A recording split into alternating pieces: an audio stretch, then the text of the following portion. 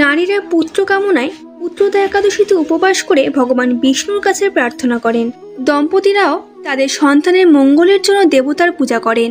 পৌষ মাসে পুত্রদা একাদশী উত্তর ভারতে বেশি জনপ্রিয়। প্রচলিত বিশেষ অনুযায়ী মাঘ মাসে পুত্রদা একাদশীর ব্রত পালন করলে অশ্বমেধ অথবা অগ্নিষ্টম যজ্ঞের সমান পুণ্য লাভ করা যায়।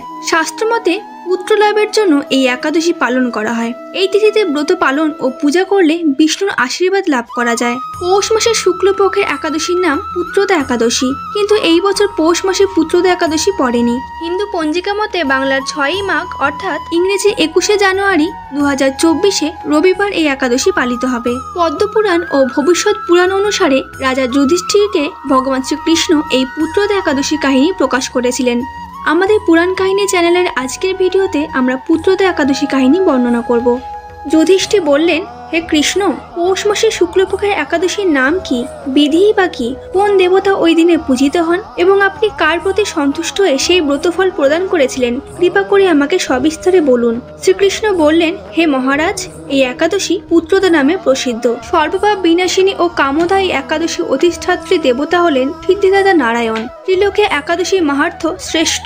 এই ব্রতকারীকে নারায়ণ জ্ঞানী ও যশস্বী করে তোলেন। এখন আমার কাছে ব্রতের মাহাত্ম্য শ্রবণ করো। ভদ্রাবতীতে সুকেতুমান নামে এক রাজা ছিলেন আর তার রানীর নাম ছিল শৈবা।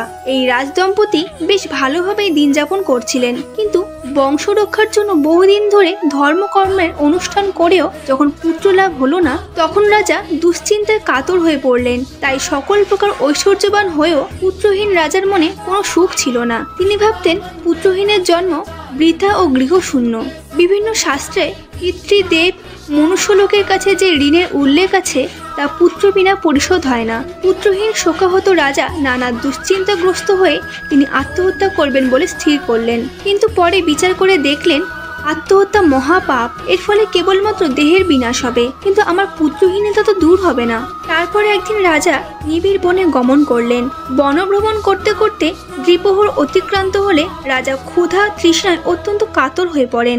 এদিক ওদিক জলাশয়ের অনুসন্ধান করতে করতে তিনি চক্রবাক, রাজহংস ও নানা রকম মাছে পরিপূর্ণ একটি মনোরম সরোবর দেখতে পেলেন।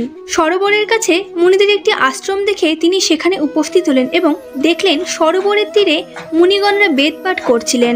তখন তিনি সকল মুনিগণকে প্রণাম করলেন। মুনিগণ রাজাকে বললেন, হে মহারাজ, আমরা আপনার প্রতি প্রসন্ন হয়েছি, আপনার কি প্রার্থনা বলুন। রাজা বললেন, আপনারা কে এবং কি জন্যই বা এখানে সমবেত হয়েছেন। মুনিগণ বললেন, হে মহারাজ, আমরা 10 জন ঐশ্বরিক বিশ্বদেব নামে প্রসিদ্ধ এই সরোবরে স্নান করতে এসেছি। আজ থেকে 5 দিন পরেই মাঘ মাস আরম্ভ হবে, আর আজ পুত্রদা একাদশী তিথি। পুত্রদান করে বলেই এই একাদশীর নাম পুত্রদা। তাদের কথা শুনে রাজা বললেন, হে মুনিবৃন্দ, আমি অপুত্রক, তাই পুত্র কামনায় অধীর হয়ে পড়েছি। এখন আপনাদের দেখে আমার হৃদয় আশার সঞ্চার হয়েছে। এই দুর্ভাগা পুত্রহীনের প্রতি অনুগ্রহ করে একটি পুত্রদানের আশীর্বাদ প্রদান করুন। মুনিগণ বললেন, হে মহারাজ, আজ সেই পুত্রদা একাদশী তিথি, তাই আপনি এই মহাব্রত পালন করুন। ভগবান শ্রী কেশবের অনুগ্রহে অবশ্যই আপনার পুত্র লাভ হবে। মুনিদের কথা শোনার পর রাজা মুনিদের প্রণাম নিবেদন করে শীঘ্রই রাজ্যে ফিরে যথাবিধানে কেবল ফলমূল আহার করে রাজা ও রানী একসাথে সেই ব্রত পালন করলেন এবং দ্বাদশী দিনে উপযুক্ত সময় শস্যাদি সহযোগে ব্রত সম্পূর্ণ করলেন। ব্রতের প্রভাবে রাজার যথাসময় একটি তেজস্বী পুত্র লাভ হয়। শ্রীকৃষ্ণ বলেন, হে মহারাজ, এই ব্রত সকলেরই পালন করা কর্তব্য। মানব কল্যাণ কামনায় আপনার কাছে আমি এই ব্রত কথা বর্ণনা করলাম। নিষ্ঠা সহকারে যারা এই পুত্রদা একাদশী ব্রত পালন করবে তারা পুত নামক নরক থেকে পরিত্রাণ লাভ করবে। আর এই ব্রত কথা শ্রবণ ও কীর্তনে অগ্নিষ্টম যজ্ঞের ফল পাওয়া যায়। ব্রহ্মাণ্ড পুরাণে এই মাহাত্ম্য বর্ণনা করা হয়েছে। ব্রত কথা এখানেই সমাপ্ত হলো।